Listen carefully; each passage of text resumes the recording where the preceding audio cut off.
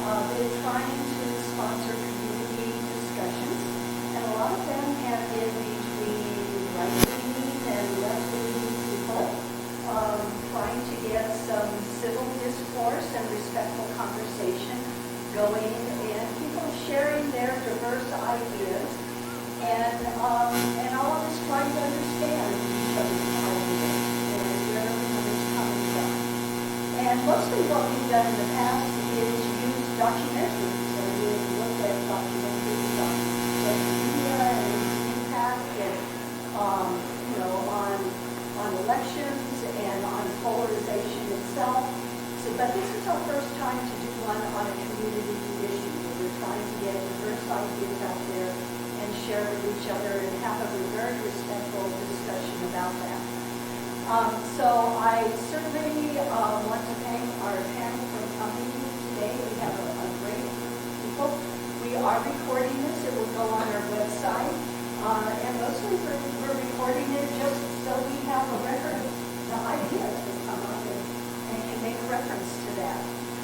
There are a few people also that I would like to thank. I want to thank all of the municipal and county developers, and Bill Alquist is here from the city, and thank you for coming because they all submitted materials that helped us with this.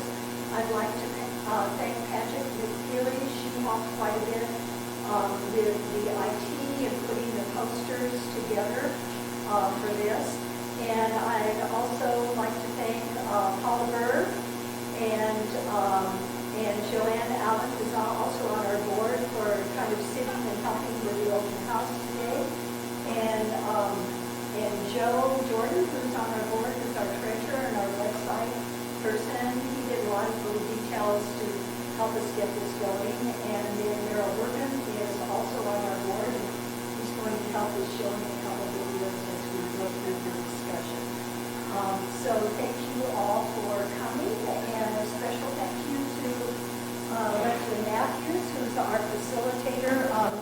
Leslie is such an asset to our community, and I think many of you may know her through the work that she did with KHEN. She was president of the KHEN board for a number of years. And she has been doing quite a bit of facilitating and moderating for our community, not only for our nonprofit, but for some other nonprofits and also for some of the candidate forums. So I'll turn it over to Leslie. All right, great, thank you. Are we using these? We are, okay. All right, thank you, Cheryl. Thank you very much. Can everyone hear me? All right, great. So, good evening. Thank you for being here. Thank you for coming and participating in our community discussion. My name is Leslie Matthews, as Cheryl just said, and my husband Ken and I have been in Salida since 2007 when we bought our property, and then full-time since we retired in 2015. So that's our connection here in Salida.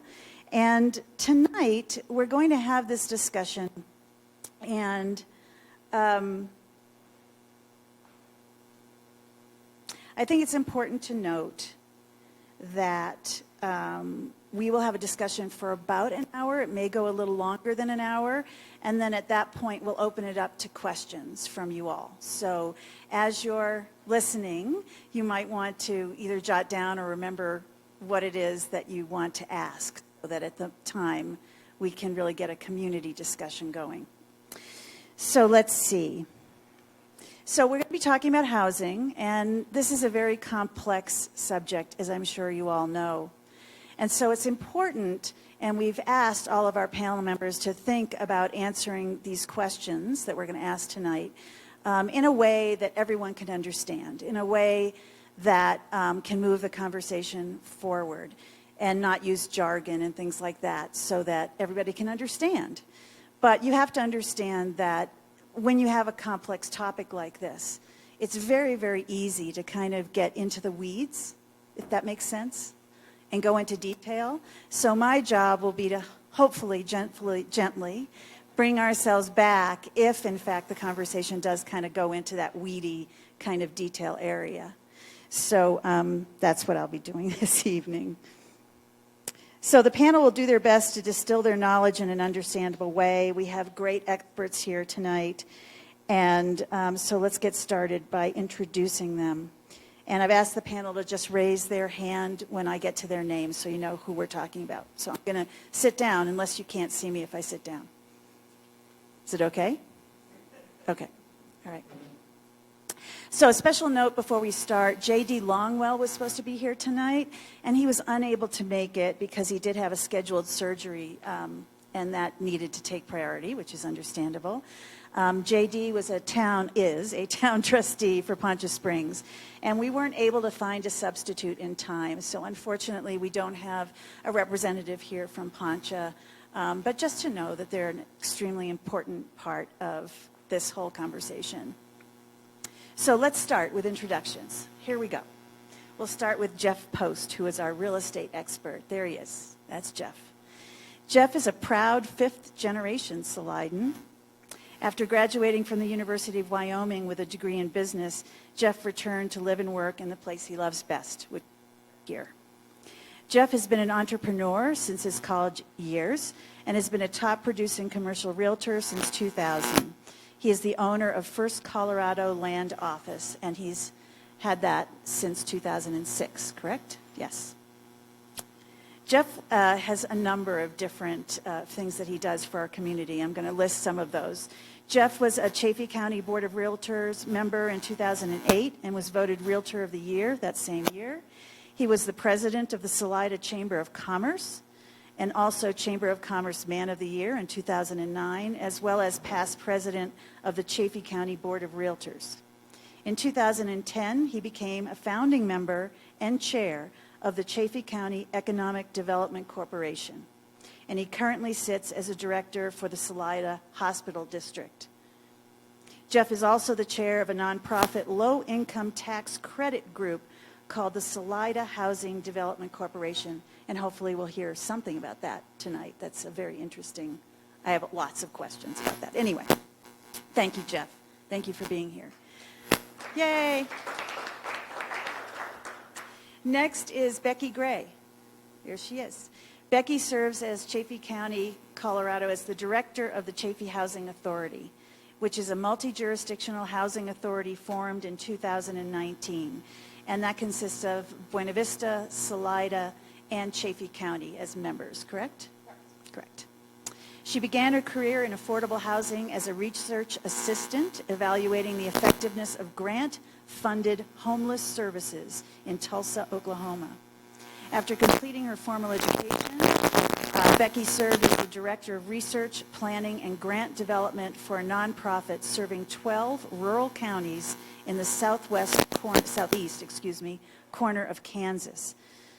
That entity provided shelter to families with children who were experiencing homelessness, access to and creation of affordable housing, public transportation, and early childhood education. Then, as the director of housing and community development for the city of Pittsburgh, Kansas, I didn't know there was a Pittsburgh, Kansas. There's no H. Oh, it's Pittsburgh without an H. She, at that time, operated a land bank and a housing authority that created a rural housing incentive district, bringing tax credits to community redevelopment projects and managing several loan programs for low-income residents. Becky took her position as the director of the Chaffee Housing Authority at its inception in 2019. We're very lucky to have you. Thank you. Thank you, Becky. Next is Norma Cady. There she is. Norma is here representing those individuals and families having issues finding affordable housing. Norma is a storyteller and chronicler of community stories. She's also trying to survive in retirement these days. Every day, as she drives the Chaffee shuttle bus, she hears amazing stories from passengers about their lives and concerns in the Upper Arkansas Valley. Norma has several college degrees, including a BS in forestry, a BA in U.S. history, and an MA in urban and regional planning. But she feels what has really been the most important in terms of who she is today are her life experiences. So I'm going to tell you just a little bit about that so you can know who Norma is.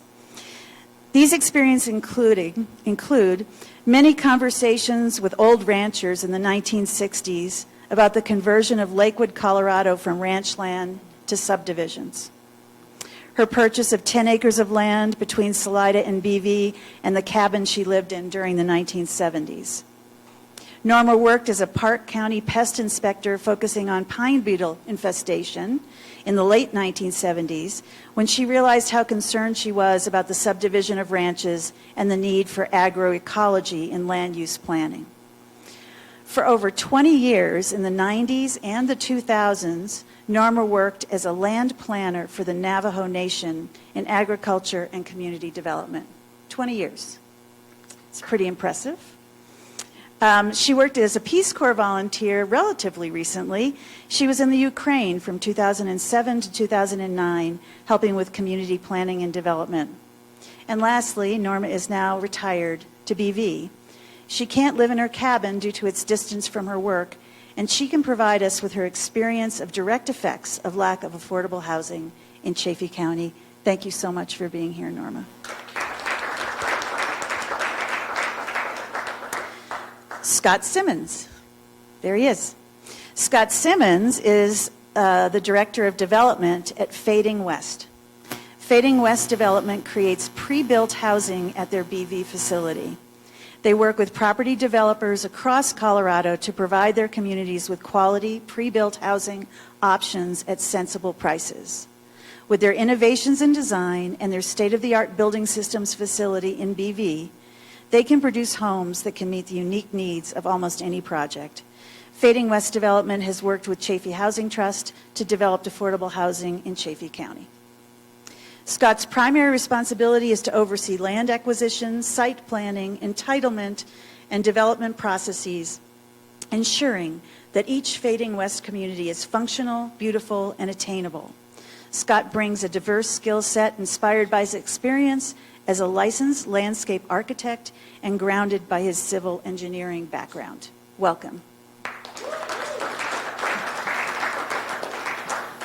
Next is Rob Gartzman. There he is. Rob Gartzman and his wonderful wife, Sarah, have started 3 successful restaurants in Salida. Sweetie's Sandwich Shop in 2012, Mo Burrito in 2016, and The Biker and the Baker in 2016. Rob grew up in Chicago, Illinois, and he moved to Colorado in 2003.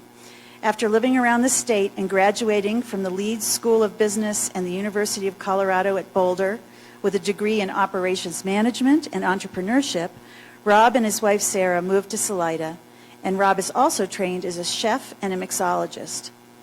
As serial entrepreneurs, both Rob and Sarah are currently working on 2 startup businesses, so that includes the 3 they already started, and these are 2 other ones.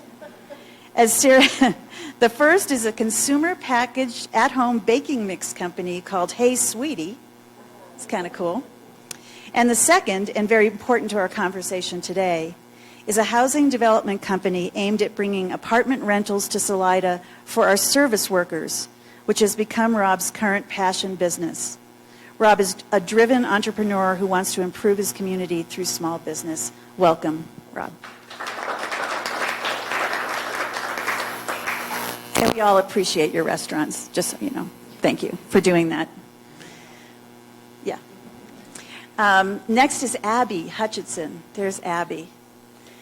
Abby's here to represent the ranching community, and we're very lucky to have her. Thanks for being here. So Abby Hutchinson, is the manager and CEO of the historic Hutchinson Ranch, the oldest family-owned ranch in the upper Arkansas Valley. Abby takes pride in continuing to raise the family's herd of red Angus cross cattle. In addition to running the cattle, she owns and operates a wedding barn venue on ranch, hosting a variety of community events, live music, and weddings. Abby is extremely active in the community, working with Guidestone, Colorado, and the Children's Discovery Ranch, providing opportunities for children to experience the agricultural history in the ranch firsthand. She's also very active with the Chaffee County Fair and the Rodeo Board. Abby's ultimate goal is to preserve the ranching history in Chaffee County and educate further generations through hands-on learning, all while running a sustainable working ranch. Thank you, Abby, for being here. And last, but certainly not least, is Nikki Stotler. There she is. Nikki is the COO and Salida Market President for High Country Bank. Nikki is an Iowa native who discovered Salida while working for a rafting company during her summers in college, like so many others, I might add. After graduating from the University of Northern Iowa in 2001, she officially made Salida her home. She began her career at High Country Bank at that time in the loan processing department. It was during that time that she fell in love with the mortgage loan process and making home ownership a reality for those living in Chaffee and the surrounding counties.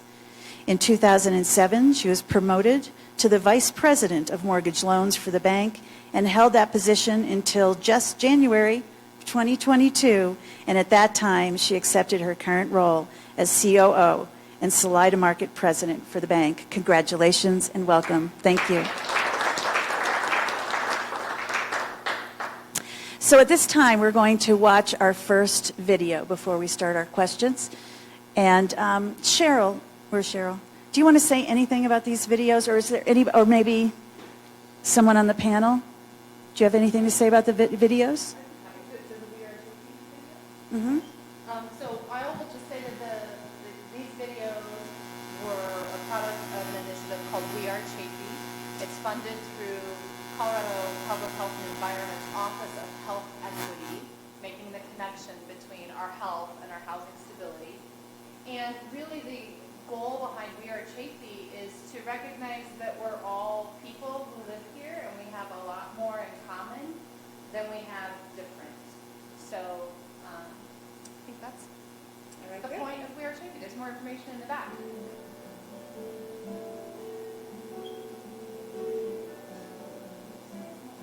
Welcome to the place we call home.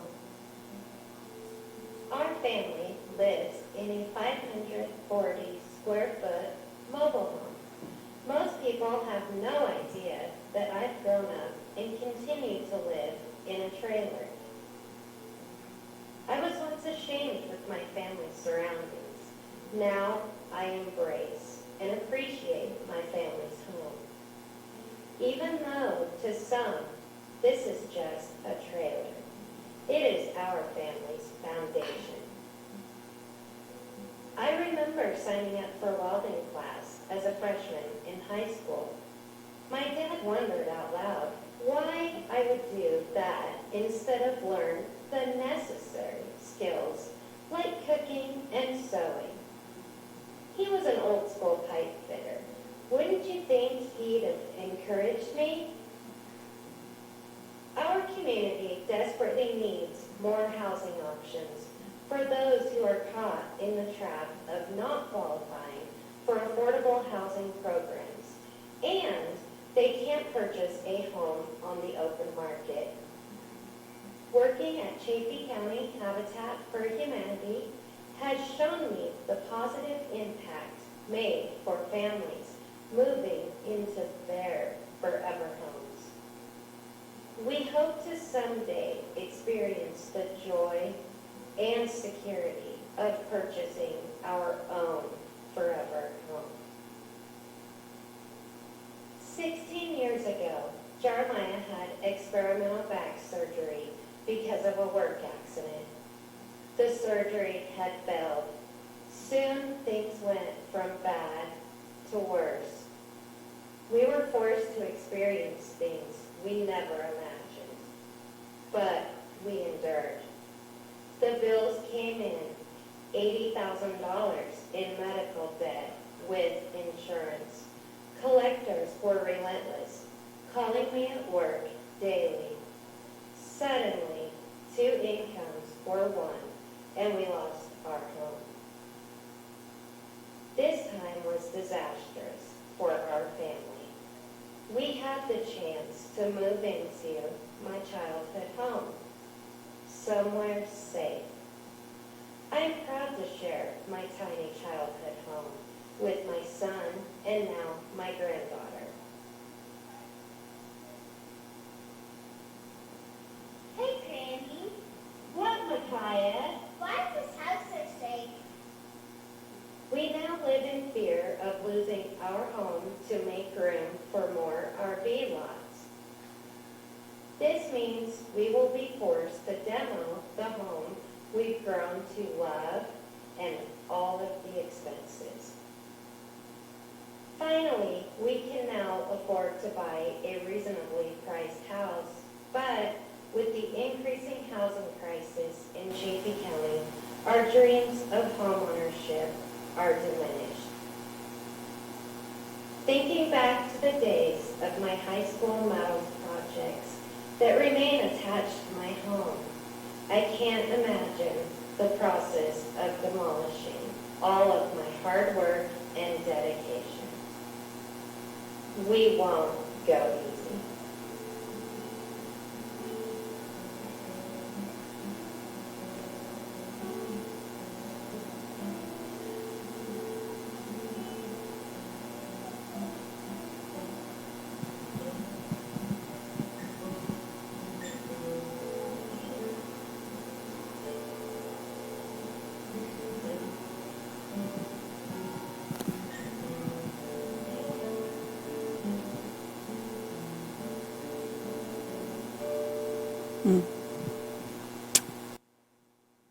Thank you. And thank you, Becky, for doing this project. Stories make all the difference. Thank you. So very recently, we had the 2022 Chaffee Housing Needs Assessment come out to tell us the newest information about housing in our community. Becky, when did that come out? It came out The Chaffee Housing Authority Board of Directors adopted it at the end of July. end of July, so we're talking very recent. So I thought before we took our first question that I would just give you some of the bullet point facts from that housing assessment since it's so recent. The average home price in Chaffee County increased 41% between 2020 and 2022.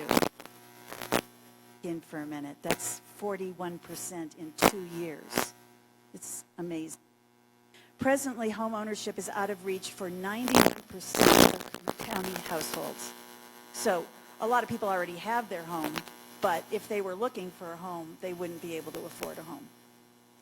During the study period, which was June through July of 2022, the least home was listed at $109,000, the least expensive home, which requires a household income of about $157,000 to afford. Almost 1/4, 23% of the homes in Chaffee County are unoccupied. A fourth are unoccupied, meaning they are used for seasonal, recreational, or occasional use. In other words, they're not occupied by full-time residents. Renters earning under $40,000 a year have few to no publicly listed rental options. In an environment where 79% of the landlords surveyed filing their vacancies by word of mouth. So they're not even advertising their properties, rental properties. Current housing production is focused almost exclusively on the owner market. 78% of the total homes being developed currently are for purchase, while our local economy and workforce have a critical need for rentals.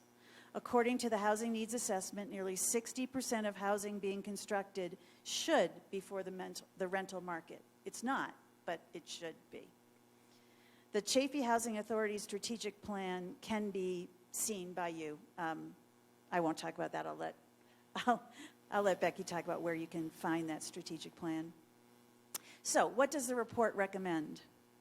It recommends that to stabilize the Chaffee County workforce and keep up with future housing demands, we'll need 1,105 new units over the next 5 years. That includes condos, duplexes, triplexes, cottages, modular homes, etc.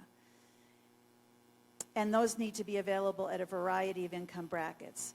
And of the housing units required, 435 of those are needed just to catch up with latent demand, and 670 units are needed through 2027 to address job growth and retirements.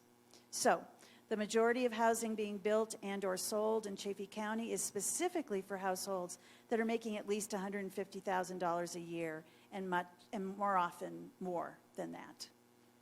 This is the sweet spot for developer profitability, and therefore this is what you can expect ongoingly to be built.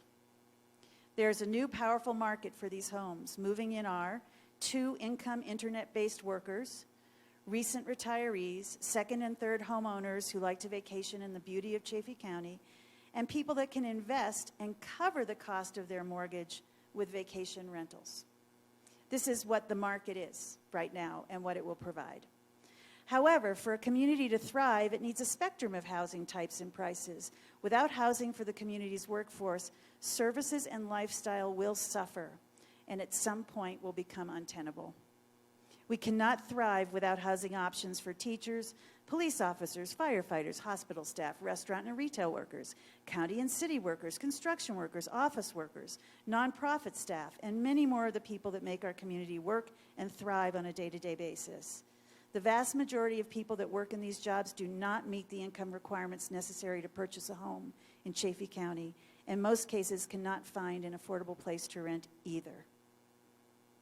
So, as Cheryl Brown Kovacic says, by hearing different opinions on how to approach our housing challenges, we can create a plan unique to our community by modifying programs we already have, analyzing the assets and resources in our county, and planning approaches that fit the unique needs of our community.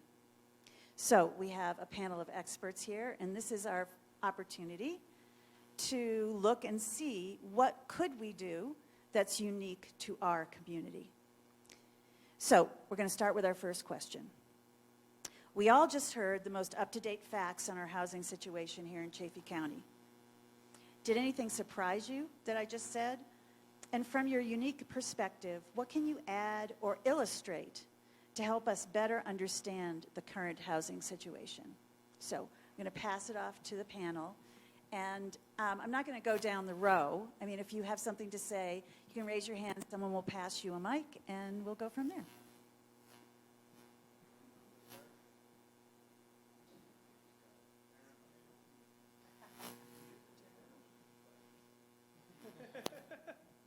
All right.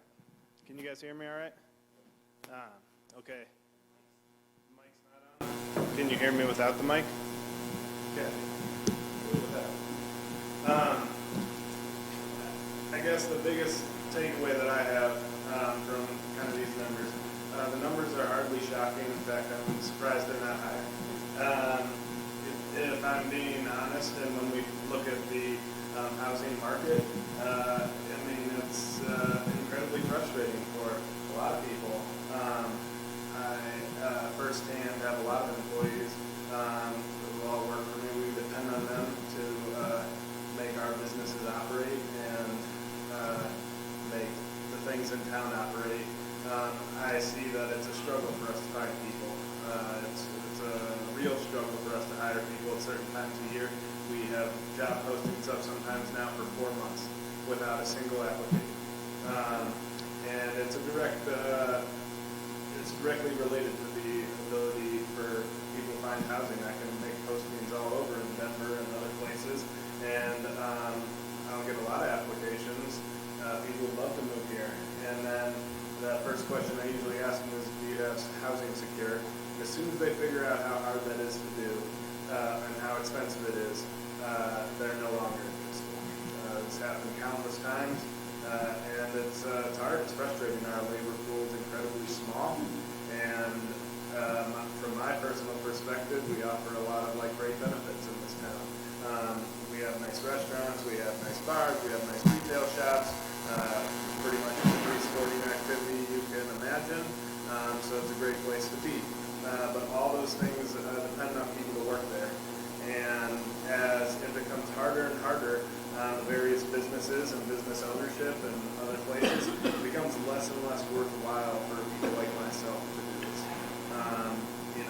We love making food for people, but when I have to deal with the stresses of finding people, customers who are upset if we can't take care of them fast enough or give them the service they want, and we could be making money at the same time, like, there's not like a quality of life for people like myself at times. When we can't find people, I have to cover for 4 people at different times. It's not all that enjoyable. So when we're in those situations, like, I look at the lifespan of my business is shrinking. And it's unclear, like, how much that'll be. But if we can't find people to work there consistently, then we aren't going to be around long term. When we start to lose, like, the restaurants and gathering places and things that make our town special, we start to lose what truly makes this place special. When we think about, like, our property values, those of us who own property or not, those are based on the fact that you have places to go, have places to go gather, have amenities in town, restaurants, retails, places to shop. When we don't have those inflated property values can go down. And so it's kind of a responsibility on all of us to find a solution to this. We all want people to serve us in different ways at different businesses, and so it would be really nice to find a solution to this. We've been talking about this problem for many years. I remember in 2016, one of the first studies came out and said we needed almost 400 affordable units at that time, and we have had a lot of discussion in that time, and not necessarily like substantial action. And in fact, the housing prices have increased substantially in that time. So, I think we're at this critical point where we can't find some sort of solution. We're going to start looking like other towns. There are some towns like Crested Butte and Telluride who are in much worse situations than we are, and the businesses are closing. Ones that have been around for 30 plus years, and they're not returning. It's having a critical impact on the town's economy. Not to mention the sales tax revenue that the town depends on, commercial property tax that the town depends on, that all the businesses make. So, from my perspective, we need this to sustain our town. Thank you.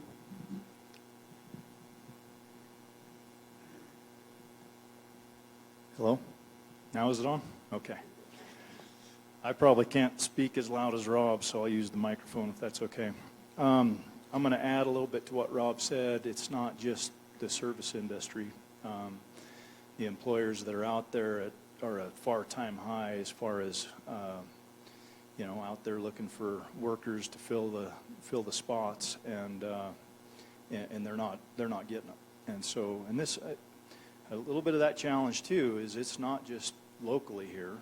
That is a little bit widespread. And so that puts employers or business owners into competition, which kind of makes the problem even tougher.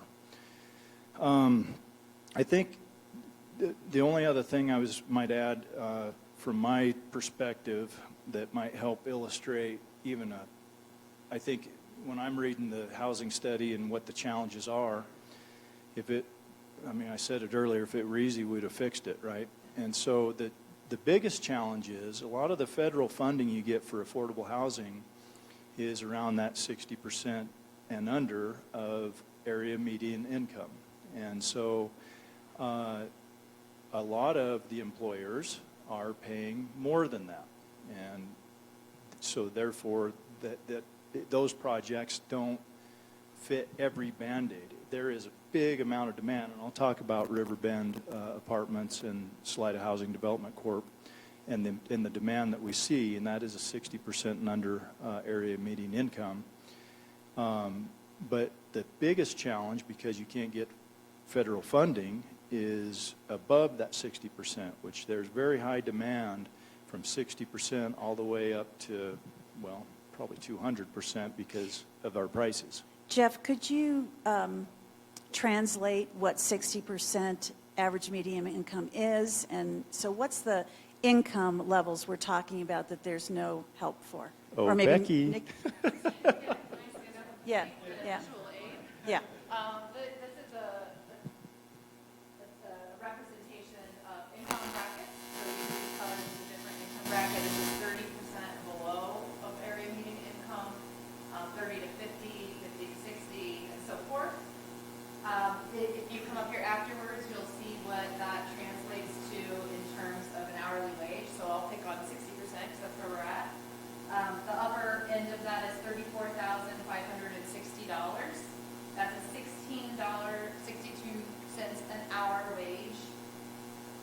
the affordable cost for housing, meaning that you're not spending more than 30% of your income, is about $864 for your rent or your total housing payment. So try to find that in Chaffee County. Then under here, what we've done is we looked at the type of housing. So these very low incomes need emergency shelter, transitional housing, what we call supportive housing. So that's housing that has other services along with it to help the household be successful. When you move up this continuum, this is the housing continuum, move up the continuum, we get into affordable rental housing, then assisted or deed-restricted home ownership, that's a down payment assistance program, and then up here you can get into market rate ownership. Under that, there's sources of funding and also local entities that are addressing those income brackets. So the Chaffee Hospitality Inc. is our local homeless coalition. They're addressing lower incomes. DOLA, Division of Housing, to Jeff's point, their funding reaches right here. Which is? 60% AMI, Which is? which is 34,000. 560. Now, I will tell you that we've made some progress in our advocacy. I think Reed's been involved in this advocacy for some years. And Division of Housing is starting to push that higher for rural resort counties. And they're considering us a rural resort county. So we get to be in the same group as Aspen, Telluride, Crested Butte, and everywhere else that people can't afford to live. So it's good in a way, because it's pushing their income this way, but it also demonstrates the crisis here. So please come take a look at this afterwards. You can find it also on the Chaffee Housing Authority website, but it kind of helps explain some of that jargon. Thank you. I think it's important that we try as best we can to use the numbers rather than the AMI, because people just don't get the AMI part, right? Right. So 60%, you're in that 36,000 at the top end. And that's for a single person. For a single person. It would increase if there's other household members. And what Jeff So- is saying is that you don't get help with funding unless you're under that. So there's...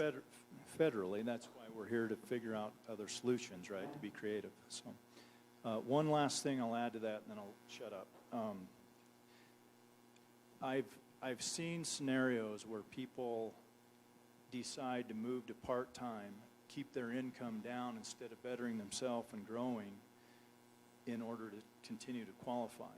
Now, the Salida Housing Development Corp., which Becky is on the board as well, as a board, we've tried to incentivize, if they qualify in the beginning, which they have to, great, but they're allowed to live there quite a while above that income level, so that is encouraging them to keep their job, grow in their job. And I think that's important to recognize.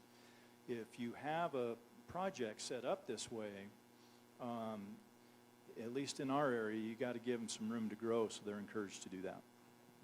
Thank you, Jeff. Who else?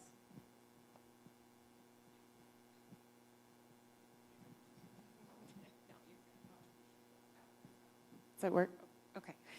I think speaking from the financing side of things, the other issue that we continue to run into, well, one, we also at the bank are experiencing the same issues that Rob is experiencing as far as finding staffing, the same issues that Jeff is.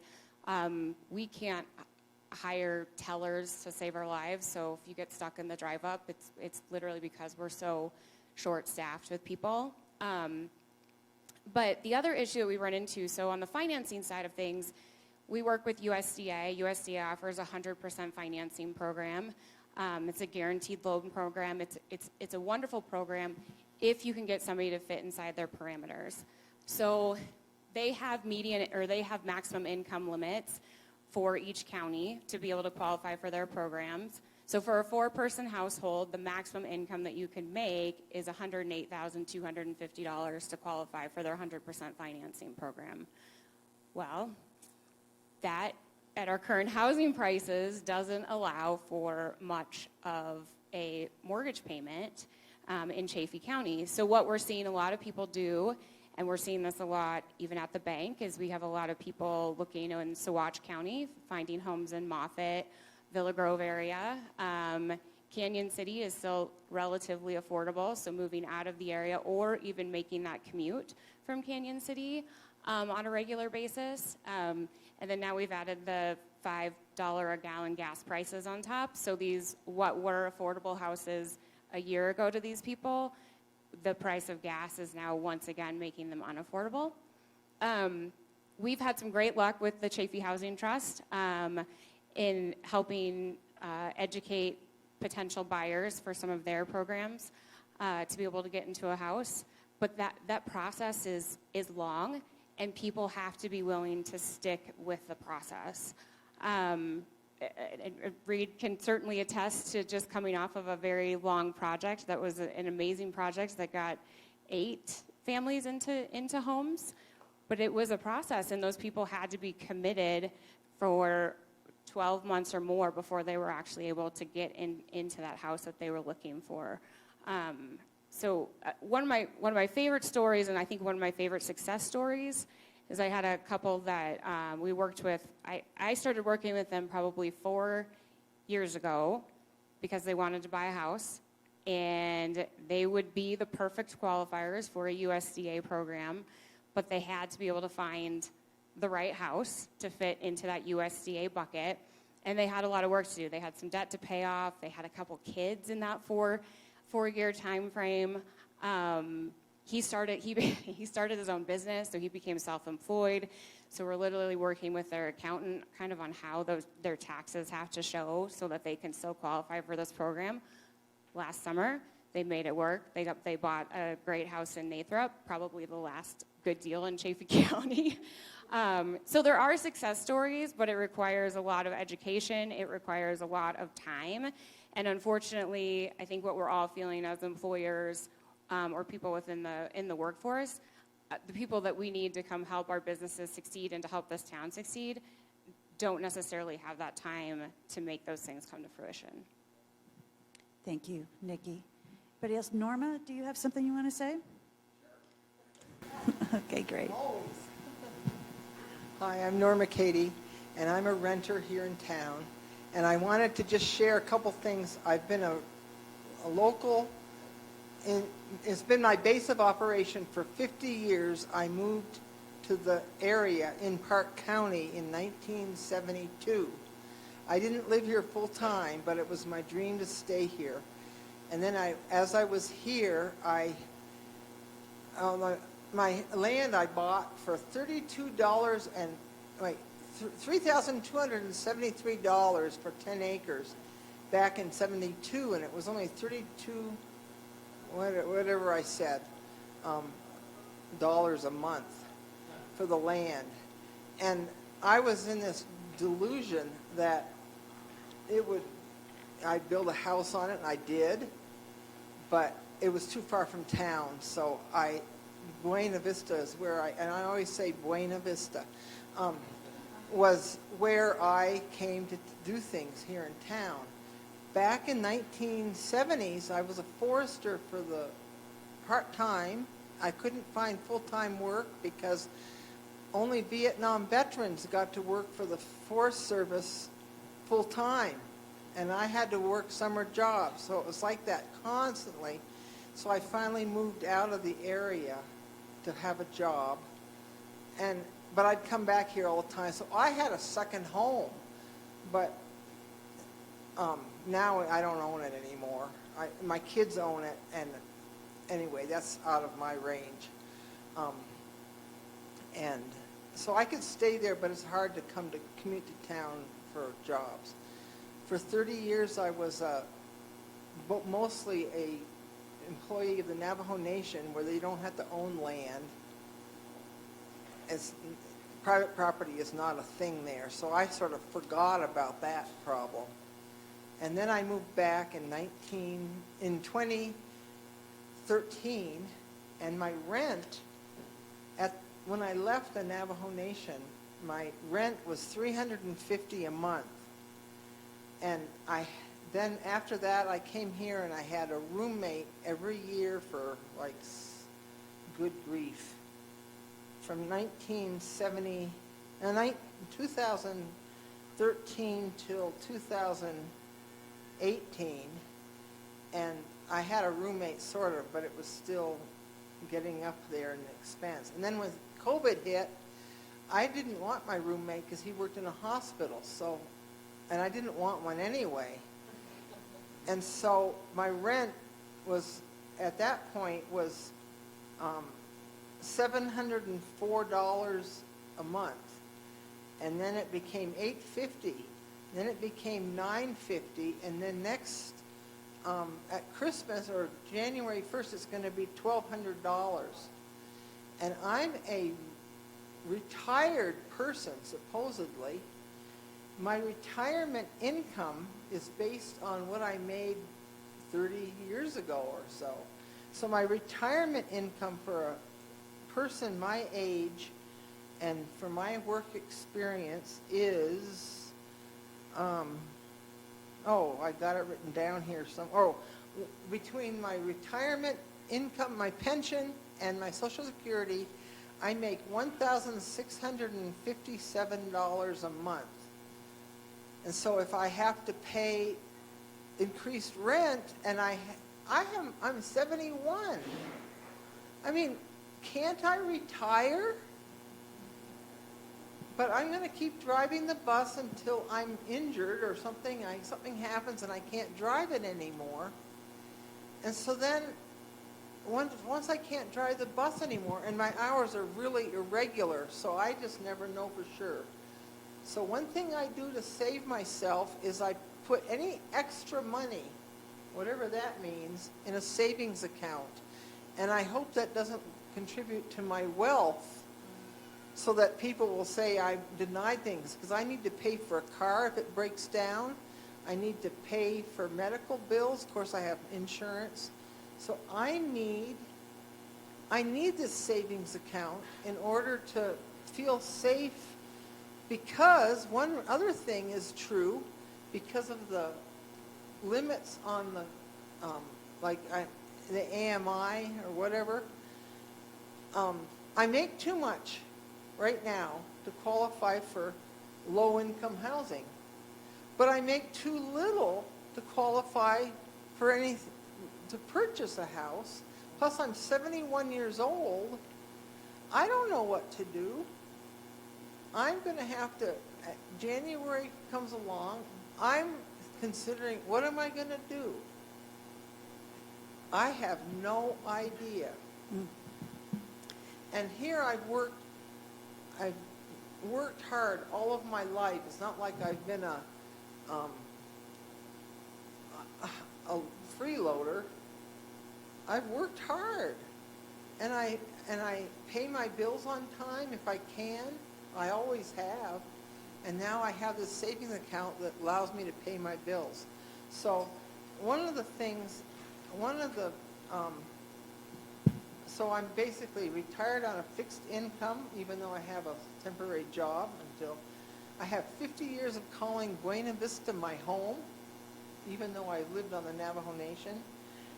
I'm in the service industry as a bus driver.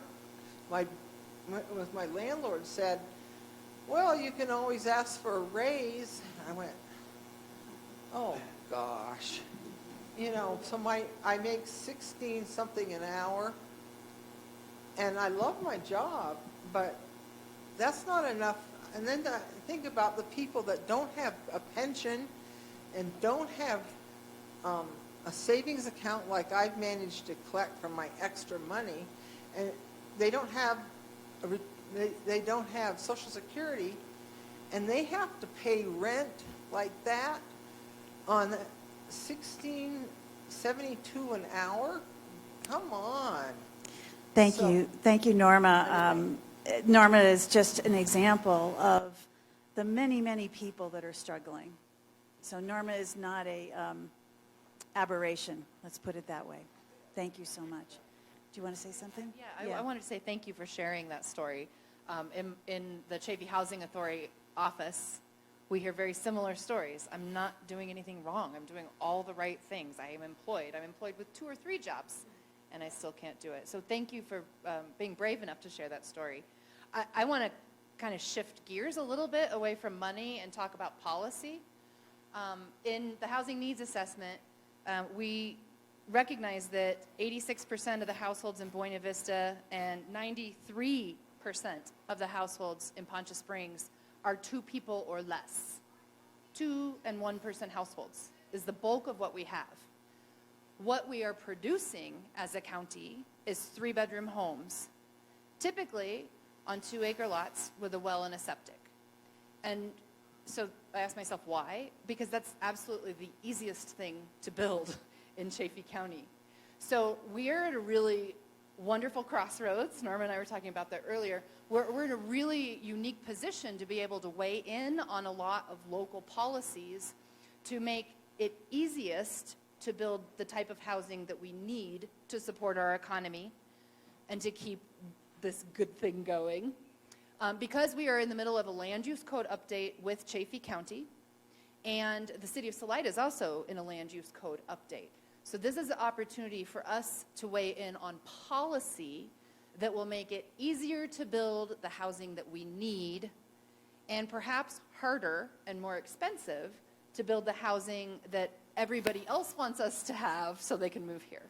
So just something to consider. There's lots of ways to engage in both the county's process and the city's process. Buena Vista also just recently did an affordable, I think they called it affordable housing code audit, where they looked through their local policies to see what the current conditions look like and how we might change it to change the current conditions to be more of what we need. So I applaud you, Bill, and your colleagues in the positions of planning directors for taking those initiatives, because truly, you know, we're really in charge of our local government. We are the people, and it is for the people. So it is up to us to influence the policies that we have. Thank you. Sure, absolutely, Scott. Can you hear me? You know, I'm not surprised at all by the statistics that were read. It's unsettling for sure. I moved here a year ago, and I'm renting and trying to find a place to live and can't. So I know from firsthand it's very hard. Really, regardless of the income, the housing inventory is so low. You know, Fading West has seen directly the increase in pricing at the farm, which is our first community we built. We sold our first townhomes for under $200,000, $189,000, $199,000, only a couple of years ago. And now those homes are selling for over $400,000, and that's only 2 years. So they've almost or doubled in price in the 2 years that we've built them. Now, we didn't put any restrictions on who could purchase those homes. So we got some great people living in the neighborhood, teachers, policemen, firefighters. Yeah, yeah. So it's really exciting. I mean, I live in the farm. I'm renting there, and it is a great community, and it's a good community of locals. But it's starting to change because houses weren't restricted. Anyone could buy them, and now they're selling at market rate. And so Fading West has definitely learned some lessons the hard way on how to really create long-term affordability. And we're trying to take those lessons and apply them to future projects that we're working on. Because it's great for that homeowner that just made $200,000, but it doesn't really help the problem long-term. And we understand that, so we're hopefully working, with the Chaffee Housing Authority to understand how to put deed restrictions in place that will guarantee long-term affordability. I wish we had the silver bullet that could fix this, but we definitely don't. It is extremely hard to build affordable housing. Even with a factory and innovative facilities, we are struggling.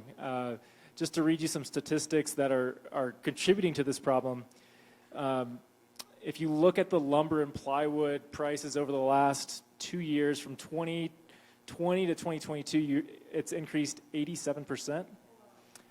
Construction materials, just in general, if you look at, this is all based on the U.S. Bureau of Labor Statistics, and it's published every month. You can look at it. It's increased 50% for all construction materials. And if it was mentioned that we need a lot of rentals, and I definitely agree, but multifamily residential construction, the cost to build apartments has gone up over 40%. So, we have projects in Leadville, Gunnison, Canyon City, BV, that we're trying to build attainable housing, workforce housing. And sadly, projects that we purchased the land a year ago, they just don't work because our prices have increased so much. And our costs are our costs. It's hard to, I mean, we're not going to lose money and build attainable housing. So we're unfortunately, there's a lot stacked against affordable housing, especially if you look at it from just a pure market rate approach of, hey, let's go build some houses and sell them without any subsidies. And so now we're turning more towards, okay, what subsidies are out there? Because if your costs are too expensive for providing affordable houses, you have to have some type of subsidy or wages have to increase. And speaking of wages, you know, when we look at hiring, we are in the same problem. I mean, thankfully, we've been successful in growing from when I started a year ago at like 16 to 20 employees down up to 140. So we have had some success in finding an employee base, but it's not enough. I'm sure you've heard the radio ads of Fading West is hiring 100 people. But I mean, we want to be able to hire and grow and build and be able to build more houses because the need is there. But we can't find enough employees to start a second shift. So there's a lot of things that make it difficult, but I do think there's some really great programs and initiatives that are coming forward and policies changing. And I'm hopeful that in the future this will change. Thank you very much, Scott. Abby, we haven't heard from you. Is there something you'd like to add from a rancher perspective?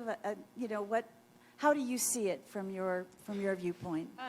Well, I'm not surprised at all.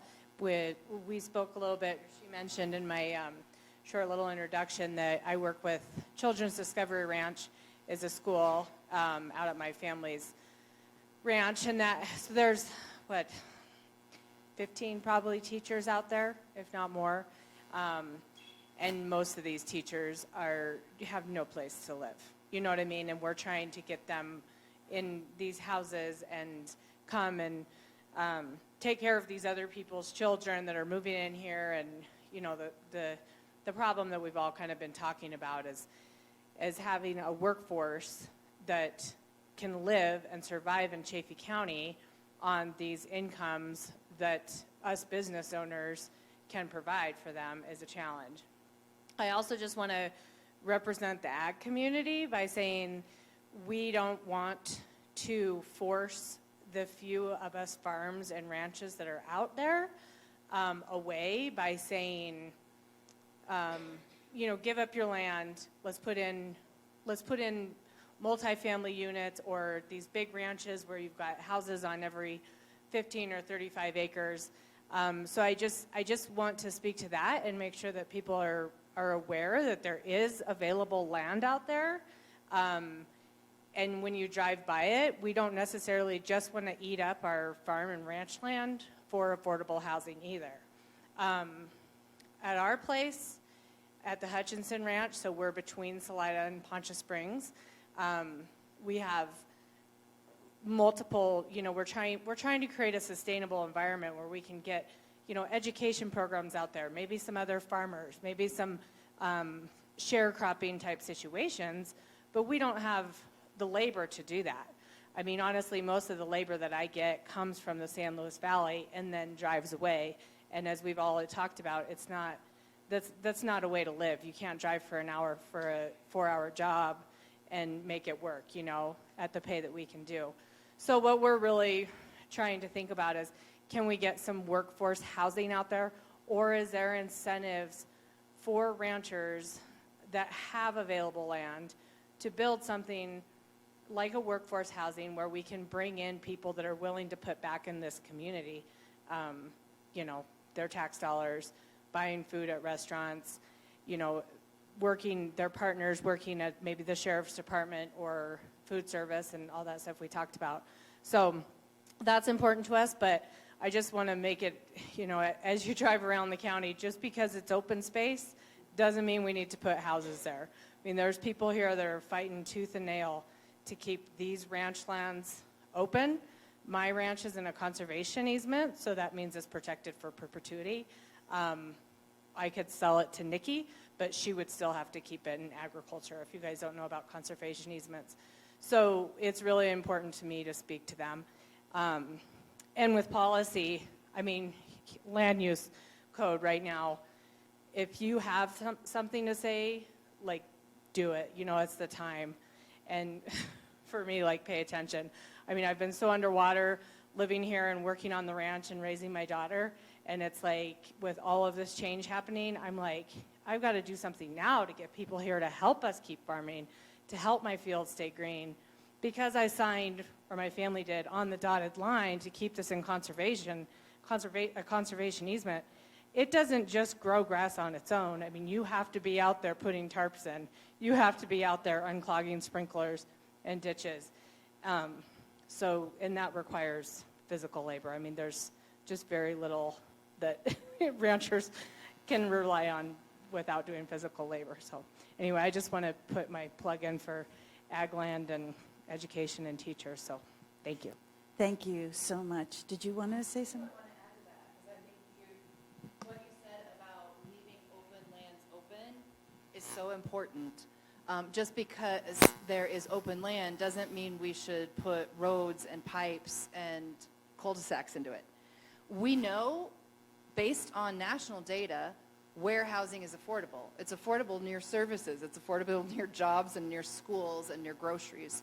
So any affordable developments that we need to put into this county certainly shouldn't be on ag land. And nobody wants to see it go away, right? We don't want to look like Arvada. That's not in the comp plan.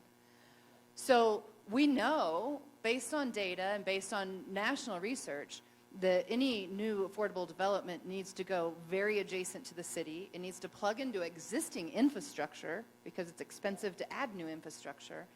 And it needs to be very easy to do. So I'll get off my policy soapbox for now. Thank you, Becky. I appreciate that.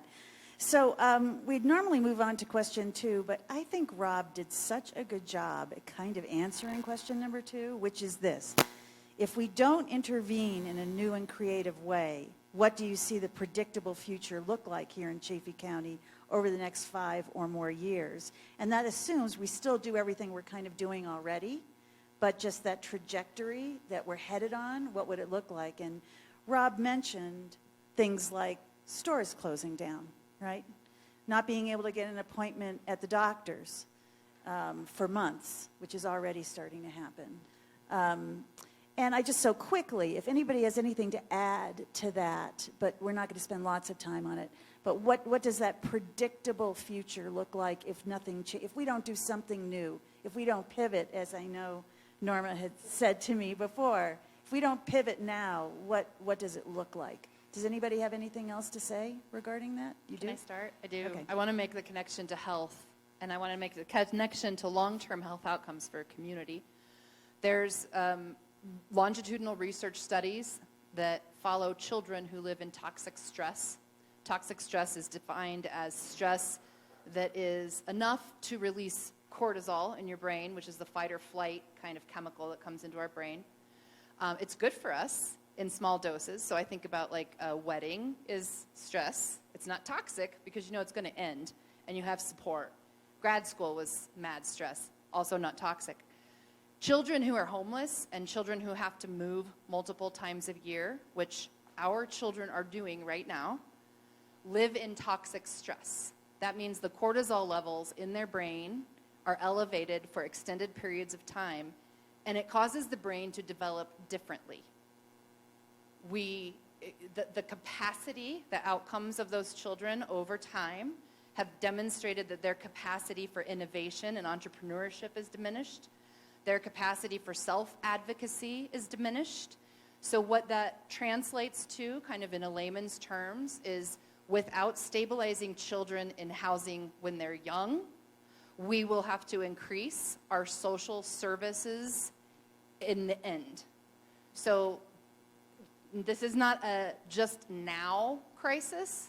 This is a long-term crisis that if we don't intervene, we will have to be putting public funding, public efforts, nonprofit efforts, and philanthropic and religious efforts towards helping people at the end of their life spectrum find stabilization. So sorry to take a hard left turn, but I also really want to continue that connection between stable housing and a community's health outcomes.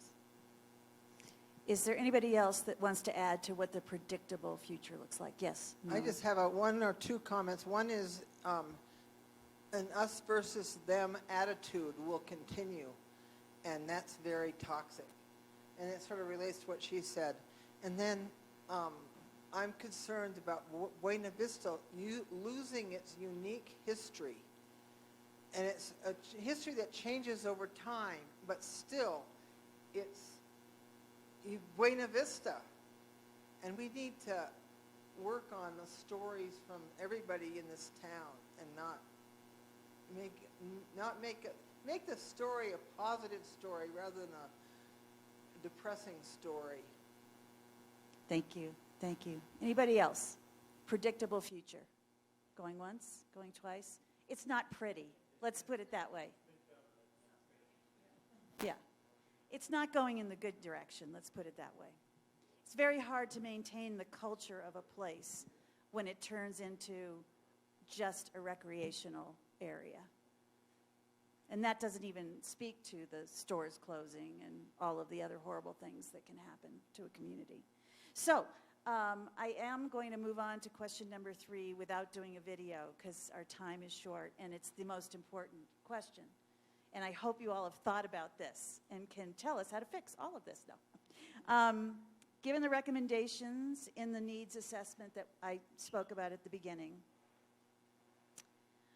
and that means, you know, thousands of units that are needed in the next 5 years, what creative housing approaches or programs or partial solutions that could work together do you see as possible with community support and coordinated public-private action? So if you can paint a picture of that for us, just thoughts. I know no one has like the magic bullet, like the key answer, but what do you see as possible? And how we could pivot now. Yes? I'll be really quick. Okay. There isn't one silver bullet. I've always described it as, you know, to me it's like this big bicycle wheel and every spoke counts. Every spoke kind of talks about different income levels. Every spoke talks about land use codes.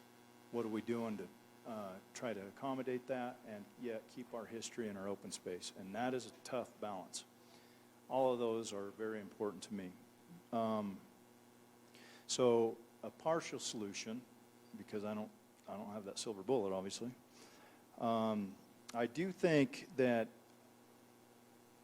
the only way to make some of these projects work are some public-private partnerships, maybe even looking at reallocating some funds within some of our budgets. Tabor and Gallagher don't help us with some of this, but in our state anyways. But I do think if we can approach it a little bit more with a profit and loss statement inside the government, and I know I'm probably offending somebody out there, but I just think it's got to be said. I think we need to run these projects as a true business plan, and in the end, I think over time there could be some break-even points. Before you go, could you just paint a little picture of what that might look like? Sort of. You know, Well, like an example, not something that exists today necessarily, but just like if you could make it up. An example. You know, we kind of thought about this the other day, and so Becky can say more, but meeting with the Housing Authority, you know, and talking about funding the different affordable housing groups that are out there, and what do you do with those funds. Maybe how those funds are used can be more of a cash flow, just like a regular business owner would approach it, instead of a donation for certain things. And I think that at some point you might be able to get the project ahead to get it to cash flow versus one project gets a certain donation to the developer to incentivize them to go forward and create the product. So let me see if I understand. I know it's very hard to understand. It is.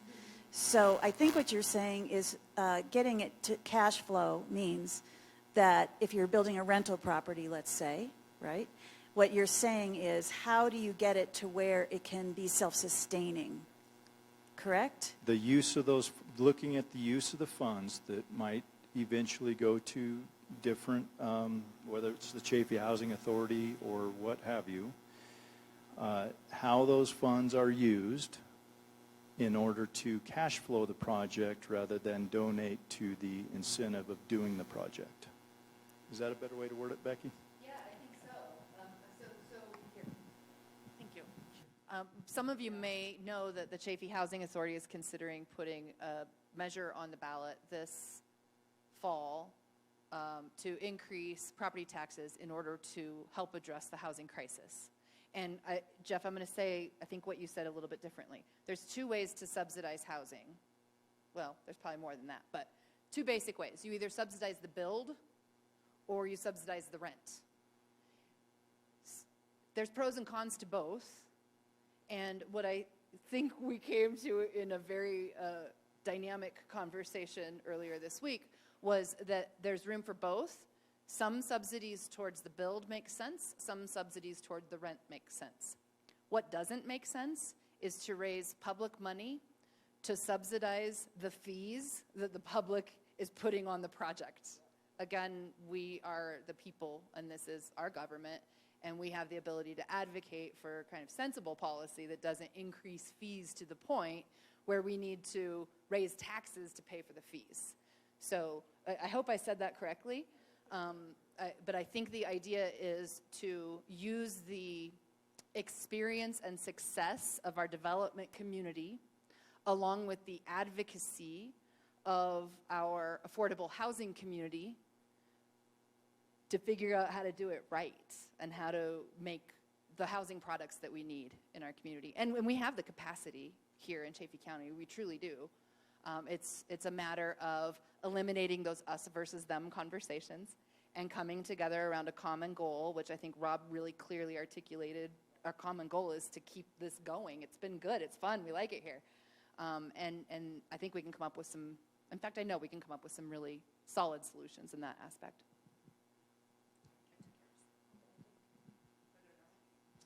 Try to be brief. Couple of things that I suggest, and this is as a planner more than as a renter. Creation of new housing models in terms of size. Just have discussions with people. I found out that the average person only needs about 600 square feet themselves, and then there's a common room. Anyway, so think about size and just how we can do that.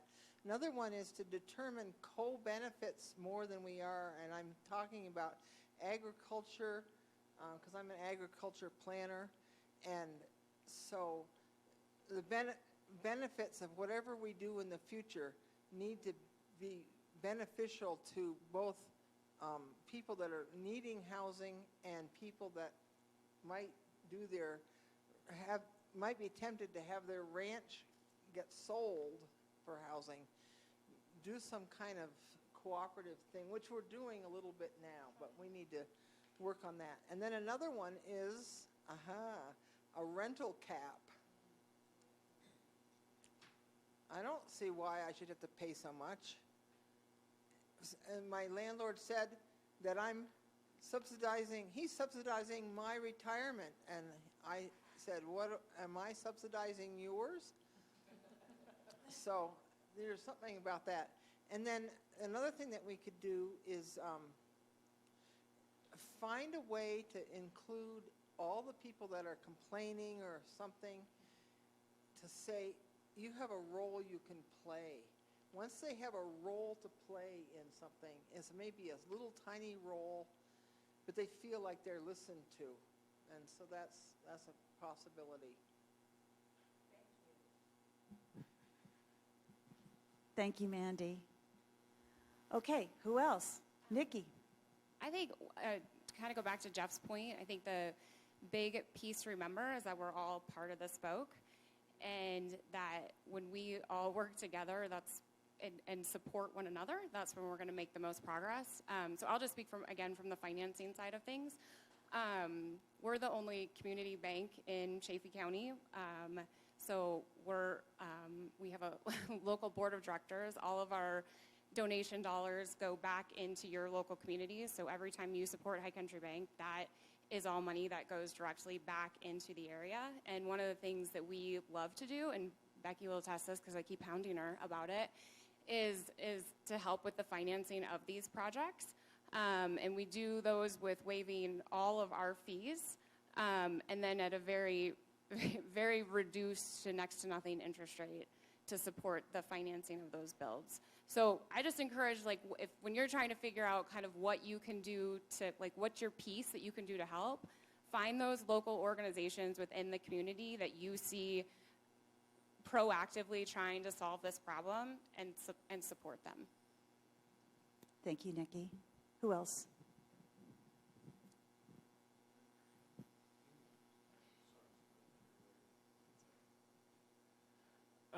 Yeah, so the construction industry is the biggest industry in the world, yet it's seen the least amount of innovation and disruption as far as building techniques. We've been building the same way for a long time, and I think in order to really meet the needs of this community, we need a lot of houses, and stick-built construction just takes a long time. And we, in a lot of our mountain communities, have a very limited weather window of building, so that makes it even more difficult. And this is really why Fading West built a factory in Buena Vista, is because there needs to be a different way to build houses. And when you build them in the factory, you can build them all year long. You have a controlled labor source.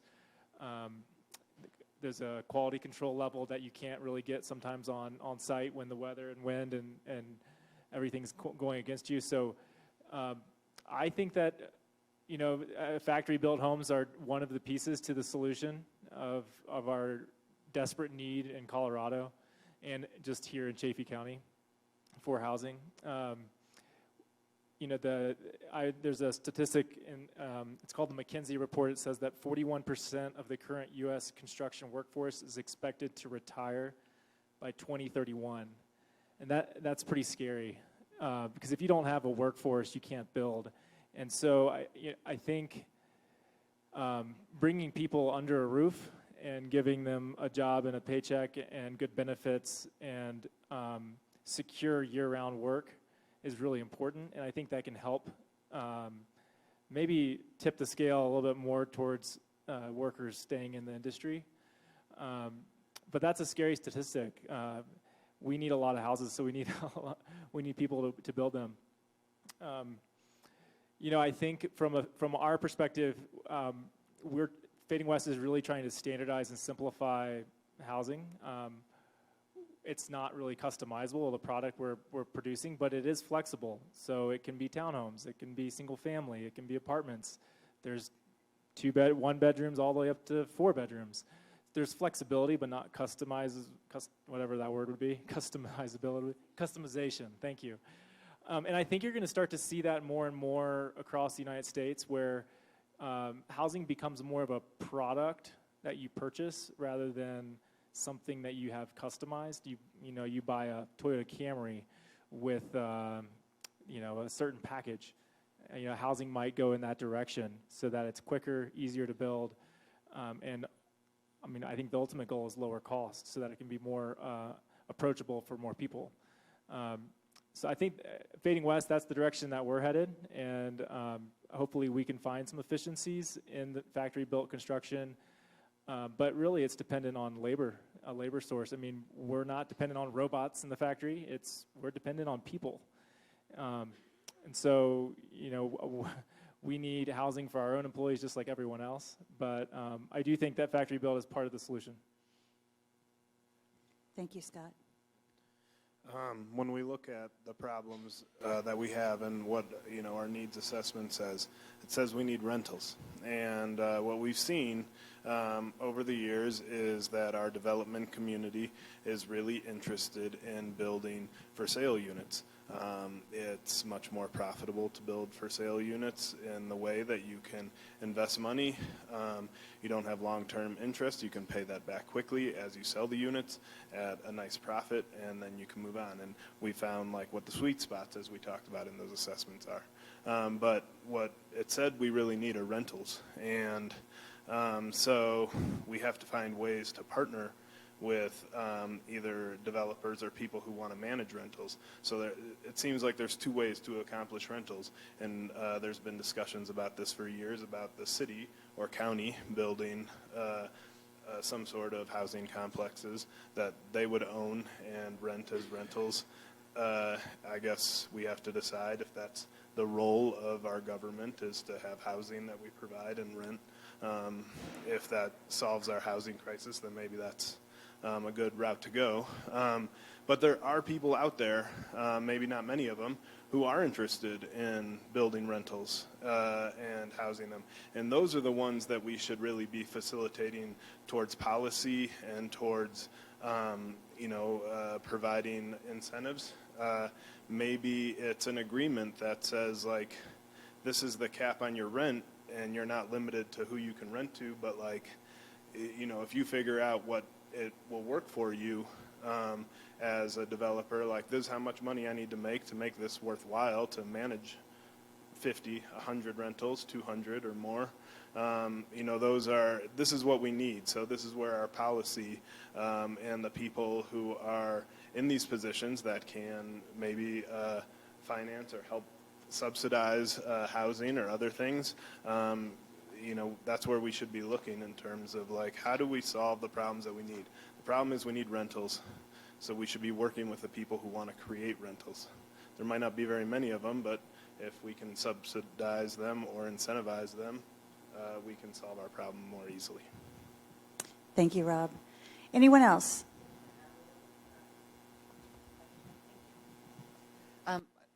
Thank you for really focusing on rentals. And I think that we might want to look at short-term and longer-term interventions. I heard you say the word solve, and I always hesitate to say that we can solve this, because this is a nationwide crisis, dare I say worldwide. And if we solve it, we're gonna do good. We're gonna bottle that and market it.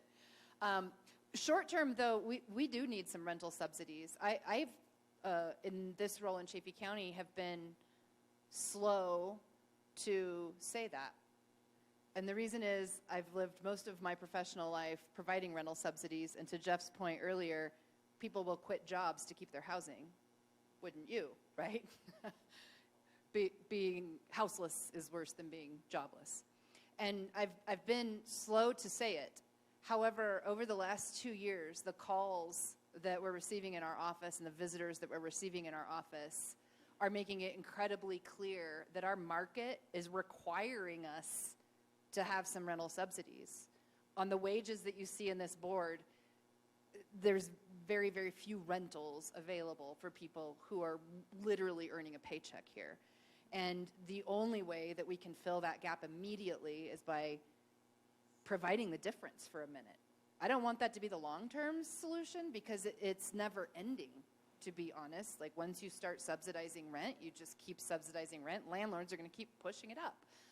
But right now, we need to do something fairly dramatic to stabilize our workforce until we can put these longer-term public-private partnership strategies into place. Thank you. All right, last chance. Going once? Going twice? Okay. So here's what I heard. I don't know about what you heard, but what I heard was that the only way this problem is going to be solved is together. And there's no question that if we look at this in terms of individual wealth building, we will not solve this problem.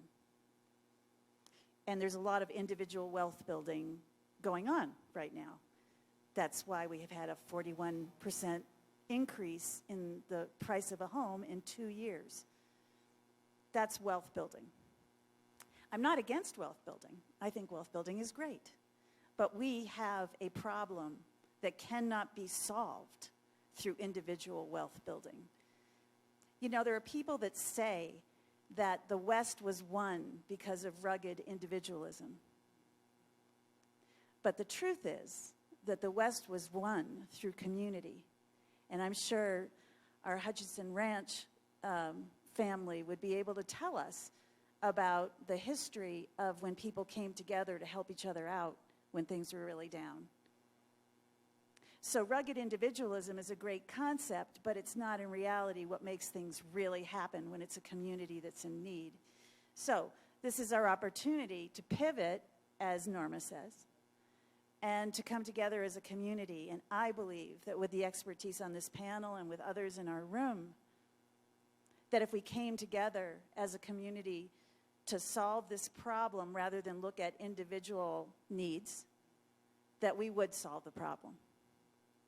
And I think that the projected trajectory of the future, if we don't do it, is bad enough that it kind of trumps individual wealth building in the moment, you know?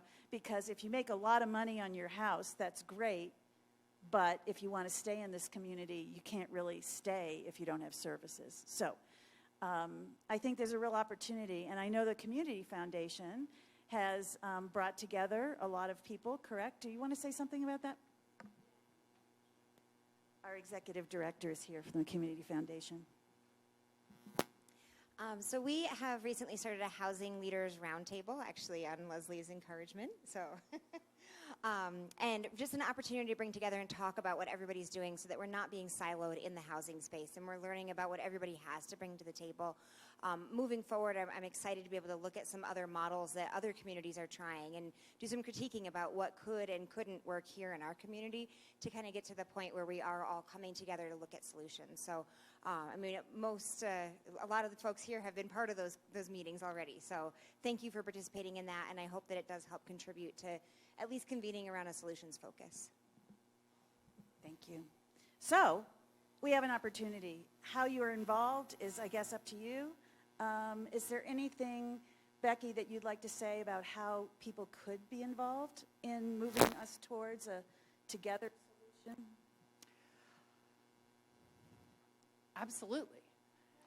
Everybody has time or a talent or some treasure to share. And there are excellent organizations throughout this community that would happily receive your time, your talent, or your treasure. Reed McCullough and Claudia, I'm not going to try to say your last name, Pascal, thank you, from the Chaffee Housing Trust are here. Betsy Dittenberg from the Community Foundation, any number of one of these people sitting up here, I'm sure would all like some contributions. If I can plug the organization I'm representing, ChaffeeHousingAuthority.org is our website. You'll find a strategic plan adopted by our board of directors, as well as a proposed path forward. There's ways to plug in there, so please visit that. And I would encourage you as well to visit Chaffee Housing Trust, Habitat for Humanity, and other nonprofits and local organizations. In addition to that, I love our democracy. I think it is the most brilliant social experiment to have hit the earth. And I encourage you to get involved. Again, our land use code update, community input around how we want to see our future look is very, very important, as Leslie just pointed out. So get involved with those policy updates, get educated, and bring your friends. So the last thing I have to say about all of that is that it's clear from what everyone said on the panel that public-private partnership is a must in all of this. This will not happen with just the market. It will not happen with just government. It only happens when those things all come together in a creative way that isn't turf-oriented, if that makes sense, right? It isn't about what I do or what you do or who's the most important in the room kind of thing, right? It is truly egalitarian, I guess, in that way, that people come together for a purpose. It's purposeful. So when you're deciding who to vote for, when you're deciding what policies to get behind, when you're deciding how to vote on an initiative, please think of it from that perspective. Are these people or are these initiatives forwarding this type of work that we need to do in coming together, in building private-public partnership, and having policies that support creative new ways to address this issue? Is it forwarding us towards that 1,000 plus new units that are necessary for us to stay a community and not become, I don't know, a recreational I don't know, gauzy, sort of not real community, something like that. Yes, questions? I never need a microphone. My voice carries.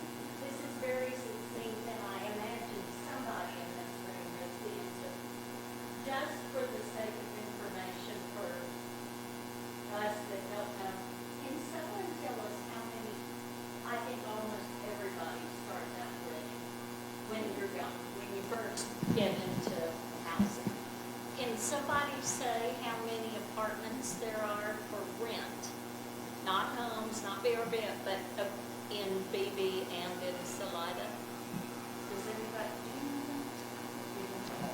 I don't have an accurate number, but I can take you through the yes. that? Okay. Available, zero. No, not available, because I live in BB.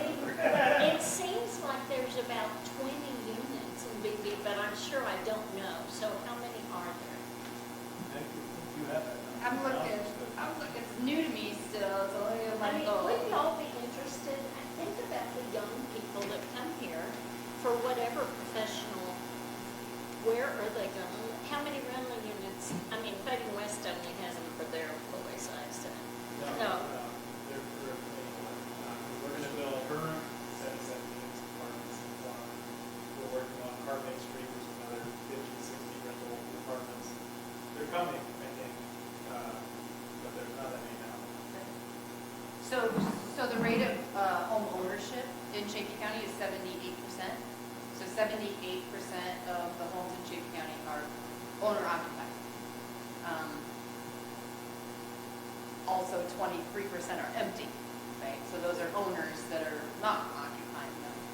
So if we look at that, we could say that maybe 20% of the homes in Chaffee County are for rent. We have about 7 multifamily apartment complexes. They're very, very hard to build here in Chaffee County, in the whole county, and they're very hard to build. Again, it's policy. You have to find the right spot. And Scott could probably speak for more than anybody. I'd like to hear, you speak quiet, Well, I can speak from the farm development. That's zoned. So that parcel was zoned R3, and we went to try to build we're going to build apartments and townhomes and things like that. We had to have 11 code changes to build the farm, from lot size minimum, lot width minimums, density requirement, things like that. So we had 11 code changes just to build that neighborhood.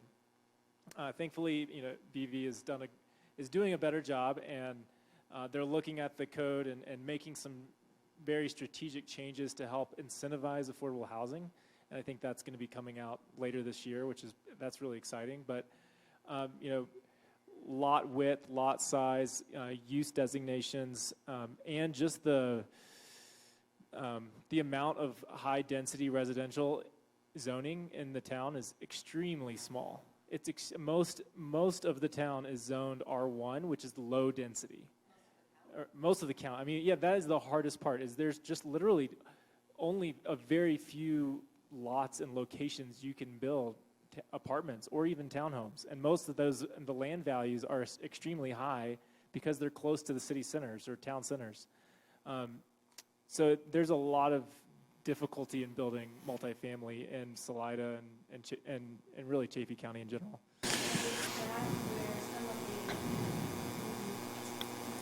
I'm going to call it resistance, perhaps that's what it is, or perhaps it just takes time to change these things. Are you talking about zoning codes, land codes, building codes, and is it that the wheels are turning slowly and we can speed them up, or are we running into a great deal of resistance from the old to the new, recognizing the problem and how to make changes for, or is it some combination of that? I can speak to BV. I mean, I think things are changing pretty quickly. I think there's definitely a need, and it's understood by the Board of Trustees and by town officials, and I think the change is coming quickly. I don't know if big apartment complexes are going to be the only solution. I think we need to look at strategic infill. There's a lot of smaller lots that we need to, strategically put quadruplex or 4 units and 5 units here and there. It doesn't always have to be a 3-story apartment building, but we do need more rentals across the board. I just want to speak a little bit about what we've inherited. Our zoning strategy, with the exception of Poncha Springs, is known as Euclidean zoning, not based on the mathematician, based on Euclid, Indiana, I think, or something like this. It is a way of saying this area of land is reserved for this one purpose. And it was established with a lot of, I'll just call it structural racism built in. It's associated with redlining. If you're not familiar with redlining, please Google it. Learn about this. This is designating certain areas for certain types of people to be able to afford or not afford a mortgage. So it's back to the individual wealth building, right, strategy. And we are at an opportunity where we can embrace more equity, and we can look at our land use patterns in a different manner. I will point to what the town of Poncha Springs has done, since nobody's here to represent them. The town of Poncha Springs adopted a new zoning strategy, or a different zoning strategy, called transect zoning.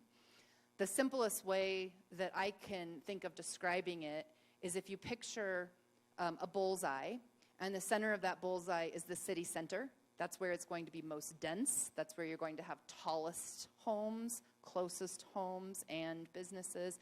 And then as you move out of that bullseye, the density decreases until you reach a place where you're in agricultural lands again. So we have an opportunity. I don't know if it's the right option, but it is an option for us in Chaffee County to start considering building denser in our city centers and quit sprawling. There's an economic benefit to that as well. Tax revenue in Chaffee County is based on sales tax. If you were to take a bird's eye perspective of the city of Salida, say, where do you think the most sales tax is generated? It's downtown, right? It's where it's vibrant, it's where it's walkable, it's where there's amenities, it's where there's housing and there's commerce. So the idea behind transect zoning and adopting that kind of growth model is that you incrementally increase the density from that city center out, increasing your overall tax base, and also not causing a community to take on more debt in infrastructure sprawl.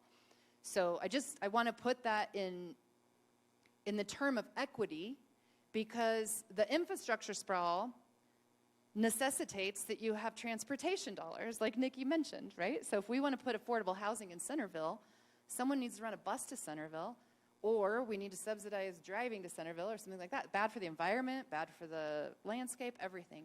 So we really have an awesome opportunity to make our local policies more equitable, more in line with the vision that collectively we've articulated in our comprehensive plans, and ultimately more affordable.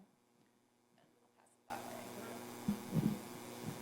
to be fair to the city of Salida, Bill's team has been incredibly progressive at attacking this problem and being open to a variety of ideas and ways to kind of skin that cat.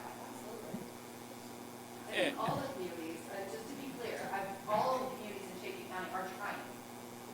We are all collectively trying in different stages and in different ways. I think it's important to have a lot of people involved in the process, because if you look at Poncha Springs zoning code, which is great, it makes it extremely difficult to build townhomes. Like, we backed out of a project because we couldn't build townhomes in Poncha Springs because the lot area minimum, I believe, is so large that if you do a 16-foot wide townhome, which is our typical product, the lot would have had to been 200 feet long or something like that to hit the minimum lot width. And so we need everyone in the conversation so that like little things like that don't hold up affordable housing and density in these neighborhoods. Anybody else? Oh, yes, sure. Yeah, so I was sort of interested in Scott, in the comments that you made about, starting out with the farm and having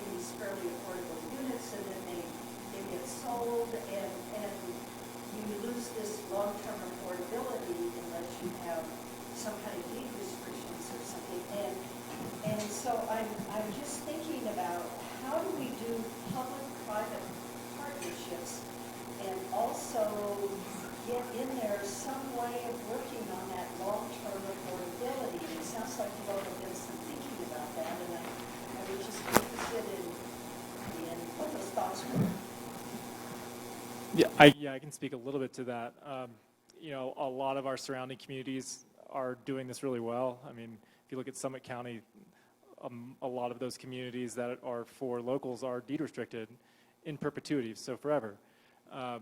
And there's a lot of different ways to look at deed restrictions. If you look at Gunnison County, they just are starting to implement a policy where there's 2 tiers for fees if you want to build a house. There's one tier for a deed restricted home, and there's another tier if you don't deed restrict. And the deed restricted pricing for water and sewer are significantly less than a non-deed restricted unit. And their deed restrictions are simple. You have to live in the county and you have to work in the county, and that's it. So it's not based on income, because they understand that anyone in the county needs housing. Whether you make a lot of money or a little money, there needs to be housing. So there's not like a one size fits all deed restriction. It can take on a lot of different forms. And Becky, I'm sure you could speak to that more. We haven't deed restricted a house on the farm. And that with phase 2, we're hoping to. That's been a lot slower to come along than we were expecting. And a lot of that's due just to startup of the factory and other things. But the Carbonate Street project I mentioned, that's a public-private partnership with the town.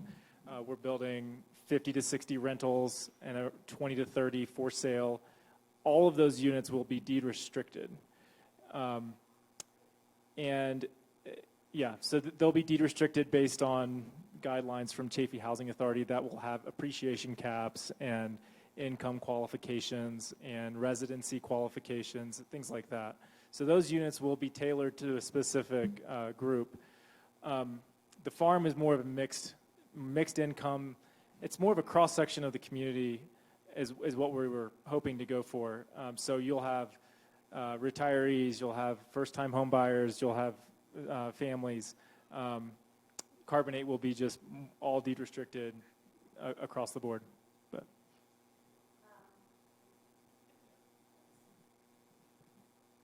So we're just going to do one more question. I think, Bill, you had your hand up. Is that right? I did. I just wanted just one clarification regarding our zoning in Salida. Actually, I think approximately less than 15% of our land mass in the city of Salida is actually single-family only development types. So it is Euclidean, but 85% or so is anything from R2 and up and commercial. That does allow for a mix of housing types, including multifamily. I think, I was just doing some rough calculations in my head, I want to say that less than 10% of our entire housing stock, however, is multifamily in the sense of single ownership being rented out to individuals for the form of an apartment building or individual units all on one lot. I would say the biggest challenge that we have, though, is the fact that, and this was referenced a little bit earlier, is that so many of our lots are incredibly small. They've been subdivided over eons, and it's really difficult, especially when your land prices are extremely high, to acquire numerous lots to be able to build multifamily housing on. There are some opportunities out there. And we have had some conversations recently with folks that are interested in building some multifamily housing on these lots. But we haven't seen much over the last at least a decade, maybe 2, of new multifamily units. And it really, I think a big portion of it comes back to what was mentioned earlier, is that it is really easy, quick money build single-family housing. When you have, it's no longer a market just of Chaffee County. Our market is literally global. Like, we have folks moving into Chaffee County from outside of the country. People paying lots of money. I don't know if you saw this statistics recently came out, but state of Colorado, where everybody's been moving in from for the last 2 years, it's like 95% of the 5 biggest states in the United States, all of whom make, on average, twice the median income that folks game has changed dramatically over the last few years. And yes, we have a long road. Understood.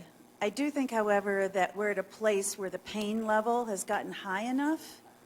You know, I mean, people tend to act when the pain gets bad enough.